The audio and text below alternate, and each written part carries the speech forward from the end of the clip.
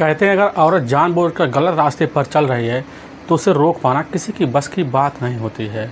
वह अपने मन मुताबिक काम भी करती है और अपनी ज़िंदगी भी जीती है, लेकिन कुछ ऐसा काम कर जाती है जिसकी वजह से उसका हंसता खेलता परिवार भी तबाह हो जाता है। आज की घटना में सेम ऐसा ही कुछ हो जाता है, जिस वजह से दो इंसान इस दुनिया को छोड़ के चले जाते हैं। लेकिन जब लोगों के सामने सच्चाई निकल के आता है, इसे सुनने के बाद लोगों का कलेजा भी दहल से जाता है। आज की घटना में जो हुआ, इस घटना की आप पूरी तरह तक सच्चाई जानने के लिए इस वीडियो को आप लास्ट तक ज़रूर देखिएगा। नमस्कार दोस्तों, मैं प्रदीप कुमार आपको स्टडी बात चैनल पे मैं स्वागत करता हूं। दोस्तों मैं आज आपसे एक छोटा सा रिक्वेस्ट करना चाहता हूं, क्योंकि आप अगर हमारे चैनल पर नए हैं तो हमारे चैनल को आप जाकर ज़रूर से ज़रूर सब्सक्राइब ज़रूर कीजिए, जिससे हम आपके बहुत आभारी रहेंगे। और हमारे चैनल को आप वीडियो देखने से पहले एक लाइक ज़रूर कर दीजिए, ताकि यह वीडियो और लोगों तक जा पाए, क्योंकि यह वीडियो जो होता है काफ़ी इंपॉर्टेंट वीडियो बनने वाला है। और यह वीडियो है उत्तराखंड प्रदेश का, उसी का हरिद्वार नगरी पड़ता है और उसी का झबरेड़ा थाना पड़ता है। मैं बात कर रहा हूँ 14 दिसंबर 2020 का दिन होता है। वही लगभग दोपहर का 2 बजे का आसपास का टाइम होता है। तो झबरेड़ा थाना प्रभारी होते हैं रविंदर कुमार सिंह, वहीं पर बैठे होते हैं, कुछ अपनी पुरानी फाइलें पलट रहे होते हैं। उन्हीं के सामने एक व्यक्ति आता है जिसकी उम्र लगभग 32 साल के आसपास होता है। वह व्यक्ति उनके सामने खड़ा हो जाता है, उसके माथे पर काफ़ी शिकन सी होती है। और रविंदर सिंह तुरंत ही जैसे उस व्यक्ति देखते हैं, देखने के बाद कहने लग जाते हैं, बताइए क्या बात है, आपका नाम क्या है। वह कहने लग जाता कि साहब हमारा नाम है सूरज, जो हम इसी मानकपुर आदमपुर के रहने वाले हैं। हमारे घर में 1 महीने में 2 रहस्यमय मौतें हो गई हैं और हमारे मन में यह शंका आके बैठ गया है कि यह जो रहस्यमय मौतें हुई है, इसमें ज़रूर कुछ ना कुछ रहस्य छिपा हुआ है। पुलिस पूछने लग जाती आखिर वह लोग कौन थे। वह कहने लग जाता है कि साहब हमारे एक तो दादा थे महेंद्र, जिसकी उम्र 70 साल होती है, और हमारी एक अपनी बहन होती है प्रीति, जिसकी उम्र 21 साल होती है। हमारे दादा जो होते हैं अभी तो एकदम चंचल और एकदम बोल चालने में भी ठीक ठाक थे, उनका स्वास्थ्य भी सही था। लेकिन 2 नवंबर 2020 को शाम के टाइम काफ़ी आराम से सो जाते हैं। लेकिन जैसे सुबह को हमें यह खबर मिलती, क्योंकि हम तो नौकरी पेशे व्यक्ति हैं, हम नौकरी करने के लिए चले जाते हैं। उसी व्यक्ति हमारी पत्नी हमें फ़ोन के द्वारा बता देती है कि दादाजी इस दुनिया को छोड़ के चले गए। हमें वहाँ पर काफ़ी अचंभा सा लगता, हम घर आते हैं, देखते वहाँ सही में इस दुनिया में तो नहीं है। उनके बॉडी को हम देखते हैं, देखने के बाद लोगों से राय मशवरा लेते हैं, ले जाकर अच्छे से उसका दाह संस्कार भी कर देते हैं। लेकिन अपने दादा की याद में हमारी ज़िंदगी काफ़ी बस से बेहतर हो जाती है। 1 महीना बीतता है, उसी बीच 6 दिसंबर 2020 का दिन होता है। अब जैसे ही सुबह का टाइम होता है, उसी बीच हम तब भी नौकरी पर होते हैं। तो हमारी जो पत्नी होती है इधर रिया, जिसकी उम्र 28 साल है, हमारी पत्नी हमें फ़ोन करके बता देती है कि तुम्हारी बहन रात में काफ़ी ज़्यादा परेशान थी, सुबह उसकी मौत हो गई। यह सब बात सुनने के बाद काफ़ी अचंभा सा लगता, घर पहुँचते देखते हमें हमारी जो बहन होती है प्रीति की मौत हो गई है। हमें काफ़ी अचंभा लगता है, लेकिन ले जाकर उसके ही बॉडी को हम अच्छे से दाह संस्कार कर देते हैं। लेकिन हमारे मन में यह कतई बर्दाश्त नहीं होता कि हमारे घर में 2 अचानक ऐसे रहस्यमय मौत कैसे हो सकती है। पुलिस उससे पूछने लग जाती है कि अब तुम्हारे घर में बचा कौन है। और सूरज कहने लग जाता है कि साहब अब हमारे अलावा एक हमारी पत्नी है रिया, और एक हमारी 2 साल की बेटी है, एक हमारी अपनी माँ है कायमता। हमारे जो पिता होते हैं लगभग 6 साल पहले एक लंबी बीमारी के चलते इस दुनिया को छोड़ के चले जाते हैं। हमारी ज़िंदगी कैसे न तैसे चल रही होती, लेकिन हमारे घर में 2 रहस्य मौतों की वजह से हमारी ज़िंदगी काफ़ी तहस-नहस सी हो गई है। पुलिस वहाँ उसकी बात सुनती है। पुलिस सूरज से पूछने लग जाती है कि आखिर तुम्हें शंका किस पे हो रहा है। सूरज पुलिस के सामने कहने लग जाता है कि साहब हमें लग रहा ना कि हमारे ही पड़ोस का रहने वाला है रोहित की उम्र है लगभग 23 साल के आसपास है, जो हमारे ही गांव में उसका ननिहाल है। लेकिन उसका जो मूल घर होता है, वह घर होता है सहारनपुर के ही पास एक गांव पड़ता है मूड़ी खेड़ा। उसके पिता होते हैं रतन, उन्हीं का बेटा है। वह अपने ननिहाल में आता जाता रहता है। लेकिन मैं काफ़ी दिनों से ध्यान दे रहा हूँ, कुछ लोगों के द्वारा हमें खबर लगा है कि हमारी पत्नी रोहित के साथ काफ़ी हिल-जुल की बात करती है। मैं बात कर रहा हूँ लगभग वही 10 दिन पहले की। उसी दिन हमारी पत्नी अपने मायके गई हुई थी, लेकिन उसका जो फ़ोन होता काफ़ी ज़्यादा व्यस्त बता रहा होता। लगभग आधे घंटे हम फ़ोन मिलाते, उसका फ़ोन हर बार व्यस्त बताता। इसी वजह से हमें जो शंका होता है अब पूरी तरह से गहरी हो गई। हम पुलिस उससे पूछने लग जाते, आखिर तुम्हें अपनी के ऊपर, पत्नी के ऊपर इतना ज़्यादा शंका क्यों हो रहा है। पुलिस के सामने सूरज कह बैठता है कि साहब, हमारी पत्नी के अंदर कोई प्रेत आत्मा आता है। वह प्रेत आत्मा जो होता है हमारी पत्नी को काफ़ी तंग करता है। हमारी पत्नी हमसे कहती है कि वह हमें भी इस दुनिया में ले जाना चाहती है, हमारी पत्नी को भी साथ ले जाएगी। और इसी की बात की हमें हर वक्त डर रहता है, कभी हमारी पत्नी हमारे ऊपर ना टूट जाए। हमें शंका है कि हमारी पत्नी का हो सकता है इन्हीं दोनों को अपनी दुनिया से हटाने में हाथ है। पुलिस वाला जो होती है वहाँ पर सूरज की बात सुन लेती है। सूरज की बात सुनने के बाद जो होता है इधर पुलिस की टीम सूरज को सत्वाना देती है कि ठीक है, तुम घर चले जाओ, हम इस केस को काफ़ी संज्ञान से लेंगे और इस केस को हम काफ़ी गहराई से छानबीन भी करेंगे। वहाँ सूरज पुलिस की बात मान लेता है। पुलिस की बात मानने के बाद जो होता है वहाँ के थाना जो प्रभारी होते हैं रविंदर कुमार सिंह, तुरंत ही जो होता है इस केस को एक्शन में लेते हैं। एक्शन में लेने के बाद इस केस का खुलासा करने के लिए और टीमों का गठन कर देते, साथ में अपने बड़े से अधिकारी या सचिव और सीओ को भी खबर दे देते हैं। खबर पाने के बाद वह भी काफ़ी सोच समझ में पड़ जाते हैं कि आखिर इस घर में 2 रहस्यमयी मौतें कैसे हो सकती है। पुलिस इसी केस के सिलसिले में छानबीन करना शुरू कर देती है।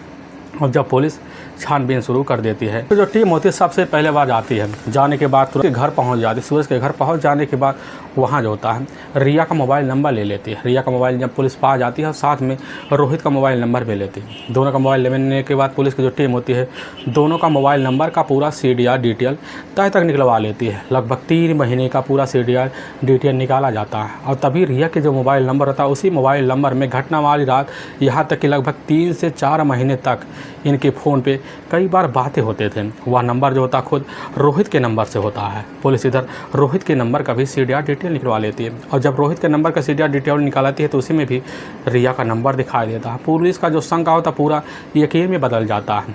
इसी वजह से पुलिस की जो टीम होती है इधर अब जो होता है रिया का जो पति होता है सूरज के तहरीर पर इधर रिया को और साथ में रोहित को अपने कस्टडी में लेने के लिए उसके ही घर पहुँच जाती है। पुलिस की जो टीम होती है अब 16 दिसंबर 2020 को इधर रोहित के घर पहुंच जाती है। उसको तुरंत ही कस्टडी में लेती है। दूसरी टीम जाती है, रिया को घर से ही उसको गिरफ्तार किया जाता है और रिया को भी थाने लिया जाता है। और जब रिया को पुलिस के सामने लाया जाता है तो वहाँ पर एक महिला कांस्टेबल होती हैं जो काफ़ी हट्टी कट्टी होती है। लेकिन रिया जैसे ही महिला कांस्टेबल को देखती है तो थर थर काँपना शुरू कर देती है। पूरा माजरा उसको समझ में आ जाता है, लेकिन पुलिस वहाँ एक चाल चल देती है। वहाँ रिया के सामने कहने लगे हैं कि तुम्हारे जो पति हैं सूरज के जो दादा हैं महेंद्र और महेंद्र की जो अपनी बहन है प्रीति की हत्या कैसे की तूने।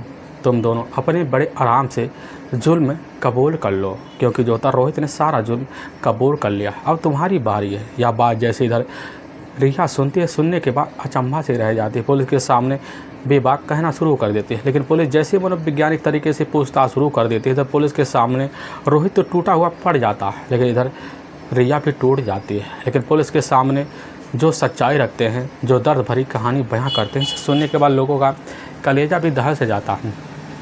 असल में रिया और साथ में रोहित की जो शादी होती है यह शादी साल 2018 में की जाती है। रिया देखने में काफ़ी खूबसूरत भी होती है और चंचल भी होती है। इतनी खूबसूरत होती है कि अगर उसको कोई भी देखता तो एक ही नज़र में उसके खूबसूरती चेहरे को देखकर भांप भी जाता है। रिया जो होती है इधर शादी करके अब जो होता है इधर सूरज के पास आती है। अपनी ज़िंदगी काफ़ी बेहतर तरीके ढंग से साल 2018 की जनवरी से महीने से बिताना शुरू कर देती है, क्योंकि उसी महीने में उसकी शादी भी होती है। और जब शादी हो जाती है तो अच्छे से जीवन बीतने लगता है। लेकिन रिया जो होती है इधर अपने पति सूरज के ऊपर काफ़ी कम ध्यान दे पाती है, क्योंकि उसका जो पति होता है उसके खरे मुताबिक नहीं उतर पाता। रात के टाइम में जब भी रिया के साथ कोशिश करता तो उसी बीच फिर हिस्सा हो जाता। जैसे सूरज को देखकर अब जो होती है रिया काफ़ी चिड़चिड़ापन दिखाना शुरू कर देती है, क्योंकि रात के टाइम में सूरज जवाब दे जाता है, जिसकी वजह से काफ़ी ज़्यादा इधर परेशान रहना शुरू कर देती है। लेकिन कैसे ना तैसे वक्त गुजरने लगता है। लेकिन जैसे ही 4 महीने का वक्त गुजरता है तो इसी बीच रिया और साथ में सूरज के बीच एक बेटी होती है। अब बेटी का अच्छे से नामकरण करवा देते हैं, लेकिन नामकरण करवाने के वजह से ज़िंदगी जो होता है रिया अपने पति के साथ जीना शुरू कर देती है। उसको लगने लगता है हमारे पति के साथ जो होता है सूरज के साथ हमारी ज़िंदगी चलने वाला नहीं है, क्योंकि हर औरत की एक ख्वाहिश होती है, वह औरत जो होती है रिया रख रही होती है, उसी ख्वाहिश अपनी ज़िंदगी कैसे न तैसे जीना शुरू कर देते हैं। लेकिन रिया का जो पति होता है सूरज सुबह के टाइम ड्यूटी निकल जाता, लेकिन उसका टाइम कब कोई टाइम टेबल फिक्स भी नहीं होता, कब आएगा कब जाएगा, कभी पूरी नाइट भी लगा देता था। लेकिन रिया का जो शरीर होता है काफ़ी सुख से बच्ची से रह जाती हैं। तभी रिया का ही पड़ोस का ही रहने वाले होते हैं, वह होते हैं अमन कुमार सिंह। उन्हीं का एक अपना नाती होता है, वह नाती होता है रोहित। रोहित की उम्र होता है 22 साल। अब 22 साल की उम्र में जो होता है रोहित काफ़ी हष्ट-पुष्ट होता है।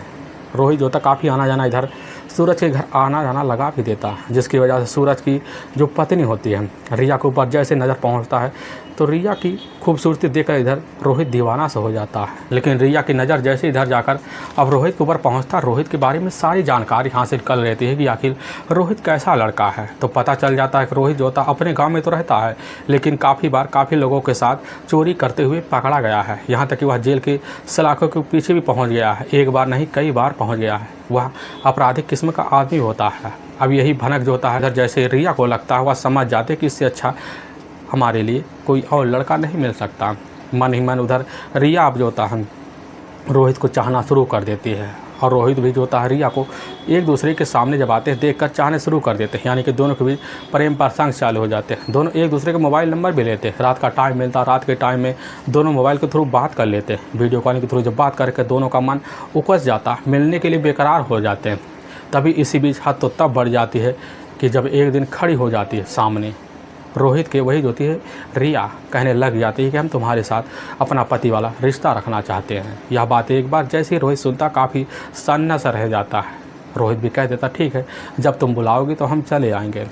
अच्छे समय का इधर जो होती है रिया इंतज़ार करती है, लेकिन शाम के टाइम जैसे उसके पूरे घर परिवार वाले खाना खाते हैं, रिया जो होती है अपने पूरे घर परिवार को खानों में काफ़ी सारी नींद की गोली मिला देता है। नींद की गोली खाने के बाद खाने सहित पूरे परिवार सोने के लिए चले जाते हैं। लेकिन उसका जो अपना पति होता है वह उस समय सूरज ड्यूटी पर निकल जाता है। उसके घर में सिर्फ उसके अपने दादा बचते हैं, अपनी उसकी सास बचती है, बस 2 ही लोग घर में होते हैं। और उन्हीं दोनों लोगों के खाना में नींद की गोली मिला देती है। नींद की गोली खाना वाला खान के वह जाकर अपने कमरे में आराम से काफ़ी गहरी नींद में सो जाते हैं। लेकिन जैसे रात का वही 12 बजे के आसपास का टाइम होता है, रिया जो होती है अपने यहाँ से रोहित नंबर को कॉल कर देती है। रोहित जैसी बात सुनता है, दरवाजे के पास पहुँचता है, वहाँ पर रिया जाती है, दरवाजे की कुंडी खोल लेती है, उसको अंदर ले जाती है। ले जाने के बाद दोनों एक दूसरे के सामने खड़े हो जाते हैं, दोनों के हाथ एक दूसरे के गले पर होते हैं। रिया उसको पकड़ते ले जाकर अपने ही बेडरूम में संबंध बना देती है, और संबंध का जो सिलसिला होता है बेधड़क इधर पति के जाने के बाद रिया का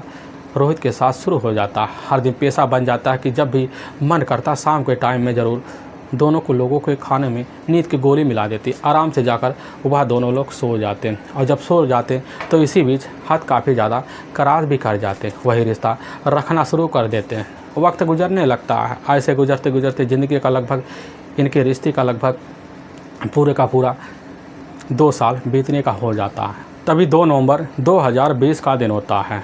अब जैसे इधर सूरज अपने ड्यूटी पर जाता, उसी बीच इधर रिया दोनों के खाने में काफ़ी सारे नींद की गोली मिला देती है। नींद की गोली इधर जो होती है उसके जो दादा होते हैं महेंद्र, और साथ में उसकी जो अपनी सास होती है वह भी खाकर खाने सहित जाकर अपने कमरे में आराम से सो जाती है। और जब जान जाती पूरा सारा काम हो गया है तो रिया जो होती है अपने आशिक रोहित को अपने कमरे बुला लेती है, उसके साथ वही रिश्ता रखना शुरू कर देती है। लेकिन जैसे ही कुछ वक्त बीतता, इसी बीच इधर जो दादा होते हैं महेंद्र की जो नींद होती है वह टूट जाती है, अपने कमरे में से उठते हैं। और जैसे उधर रिया के दरवाजे पर पहुंचते हैं, दरवाज़ा थोड़ा बहुत खुला होता है, दरवाजे पर महेंद्र हाथ रखते दरवाज़ा पूरी तरह से खुल जाता है। और जैसे रिया की नज़र अपने दादा यानी कि जो महेंद्र होते हैं उनके ऊपर नज़र पड़ता है तो रिया काफ़ी सन्न सा रह जाती है। लेकिन वहाँ से कुछ बोल चाल के अब महेंद्र अपने कमरे में सोने के लिए चले जाते हैं। लेकिन रिया इधर जो होती है रोहित से काफ़ी बात करती, कहने लग जाती आज तो हम पकड़े गए, हो सकता है यह सारा भेद हमारे पति के सामने खुल जाए, और जब पकड़े जाएंगे पूरा मामला उल्टा पड़ जाएगा, इसीलिए कुछ ना हमें फ़ैसला लेना पड़ेगा। यह बात जैसे ही रोहित सुनता है प्रीति से कहने लग जाता है ठीक है चलो दोनों मिलकर जो फैसला लेंगे तो एक साथ लेंगे। दोनों एक साथ तैयार हो जाते हैं और उसी समय महेंद्र को इस दुनिया से हटाने के लिए फैसला ले लेते हैं। लेकिन जैसे ही रात का वही 2 बजे के आसपास टाइम होता है, उसी बीच और रोहित और रिया दोनों मिलकर महेंद्र के कमरे में हल जाते हैं। हलने के बाद वहाँ तकिया लेते हैं और सोते हुए अवस्था में महेंद्र के चेहरे पर लगा देते हैं और लगाने के बाद ज़ोर से दबा देते हैं, जिसकी वजह से महेंद्र इस दुनिया को छोड़ के चले जाते हैं। रोहित वहीं से अपने घर चला जाता है।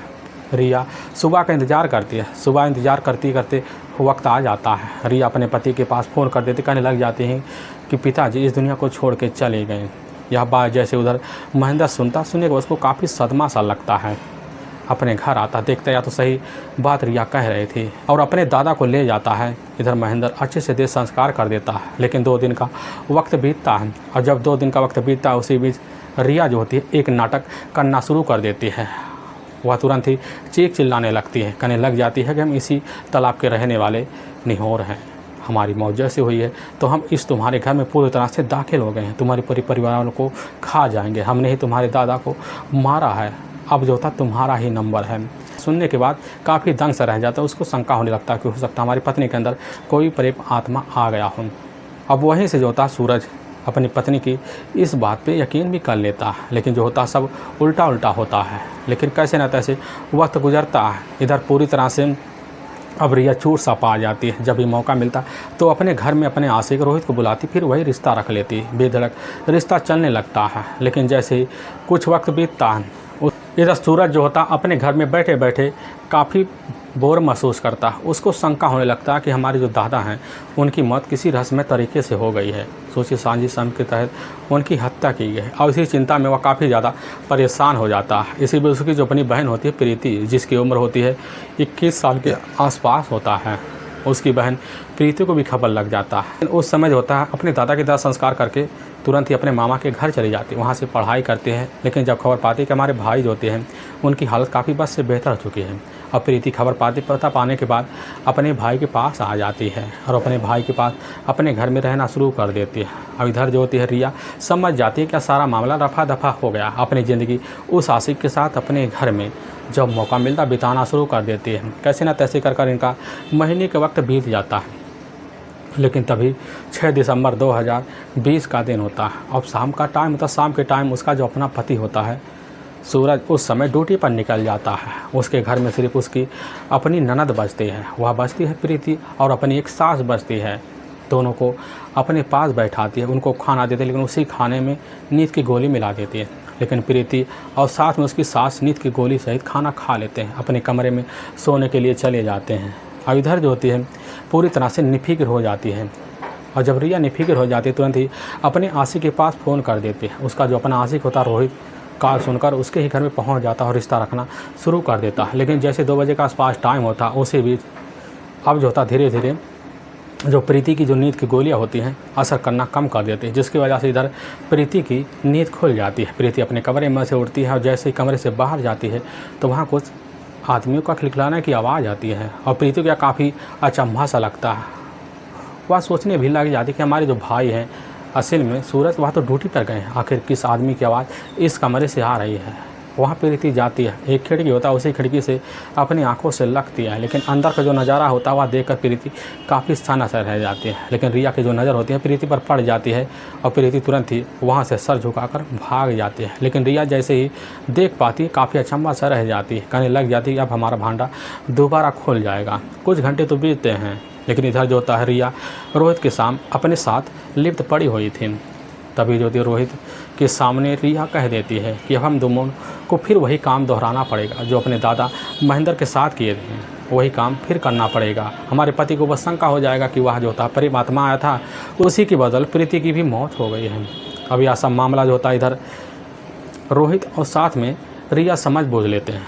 रात का इंतज़ार करते हैं। लेकिन जैसे वही 4 बजे के आसपास का टाइम होता है तो इधर रोहित और साथ में रिया दोनों मिल जाते हैं। मिलने के बाद प्रीति जहाँ सो रही होती है उसी कमरे में पहुँच जाते हैं। पहुँचने के बाद वही तकिया लेते हैं और प्रीति के ही चेहरे पर काफ़ी ज़ोर से दबाव मारते हैं, जिसकी वजह से प्रीति भी उस दुनिया को छोड़ के चली जाती है। सुबह के टाइम जो होता है इधर रिया अपने पति के पास फ़ोन कर देती है और कहने लग जाती है प्रेतात्मा आई थी तुम्हारे बहन को हमेशा हमेशा के लिए उड़ा ले गई, अब हमें भी ले जाएगी और तुम्हें भी साथ ले जाएगी। यह बात जैसे उधर सूरज सुनता उसको काफ़ी अचंभा सा लगता, अपने घर आता देखता सही हमारी जो पत्नी कर रही थी वह पूरी तरह से सही था। इधर सूरज अपनी बहन को ले जाकर अच्छे से देह संस्कार भी कर देता, लेकिन उसके दिमाग में यह बात हरदम गूंजने भी लग जाती है। लेकिन इधर जो होता है अपना रिश्ता कायम करने के लिए अब रिया रोहित के साथ एक और षड्यंत्र बना बैठती है। वह सोचने लग जाते क्यों ना हमारे घर में सिर्फ अपना ही पति बचा है, उसको भी रास्ते से ठिकाने लगा दिया जाए। अपने आशिक के साथ मिलकर वह फैसला भी ले लेती है, लेकिन इसी बीच जो होता है सूरज का जो दिमाग होता है वह काम सा कर जाता है। अपने नज़दीकी पुलिस थाने में पहुँच जाता है, अपनी शंका पुलिस के सामने जाहिर कर देता है, लेकिन पुलिस जो होती है उसकी शंका पर काम करना शुरू कर देती है। पुलिस काफ़ी मेहनत भी कर देती है, लेकिन मेहनत पुलिस का जो होता है जल्द से जल्द रंग लाता है। वाकई में दोस्तों पुलिस के सामने जो सच्चाई होता है रिया और साथ में रोहित के तहरीर पर आता है, तो पुलिस के जो टीम होते हैं इन दोनों को वहाँ की कोर्ट में ले जाती है और कोर्ट में इन दोनों के ऊपर धारा 302 के तहत और 201 के तहत हत्या का मुकदमा दर्ज करके ले जाकर इन दोनों को हमेशा हमेशा के जेल के सलाखों के पीछे भी डाल देती है। दोस्तों हमें इस घटना का सुनाने का उद्देश्य किसी को परेशान करना नहीं और ना ही किसी के दिल को ठेस पहुंचाना है, बल्कि आपको यह बताना है कि आप जहां भी रहें आप सावधान और सतर्क जरूर रहें। दोस्तों अगर आपको यह वीडियो पसंद आ रहा है तो इस वीडियो को आप ज़्यादा से ज़्यादा शेयर और सब्सक्राइब और लाइक ज़रूर करें, जिससे हम आपके बहुत आभारी रहेंगे। और फिर मिलेंगे एक नई वीडियो के साथ, तब तक के लिए जय हिंद और जय भारत।